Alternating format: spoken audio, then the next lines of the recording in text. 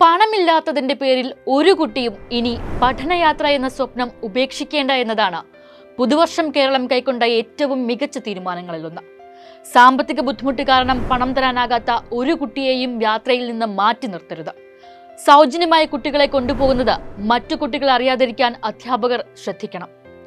പഠനയാത്രയ്ക്ക് അകമ്പടി പോകുന്ന അധ്യാപകരുടെയും PTA അംഗങ്ങളുടെയും ചിലവ് കുട്ടികളിൽ നിന്ന് ഈടാക്കരുത്. പുതുവർഷത്തലേന്ന് വിദ്യാഭ്യാസ വകുപ്പ് പുറപ്പെടുവിച്ച ഈ നിർദ്ദേശങ്ങൾ യഥാർത്ഥത്തിൽ ഏറ്റവും അടിസ്ഥാന വിഭാഗത്തിലെ കുട്ടികൾക്കും പഠനയാത്ര ഒരു അവകാശമായി മാറ്റും.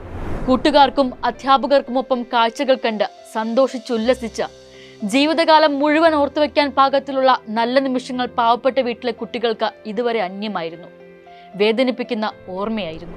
ഇവിടെയാണ് എല്ലാ കുട്ടികൾക്കും ആ സ്വപ്നം കാണാൻ അവകാശമുണ്ടെന്ന തീരുമാനം മികച്ചതാകുന്നത്.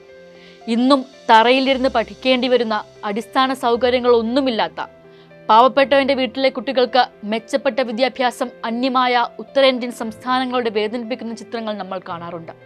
അവിടെയാണ് പഠനയാത്രകൾ അവകാശമാണെന്ന കേരളത്തിന്റെ പ്രഖ്യാപനം വേറിട്ടു നിൽക്കുന്നത്.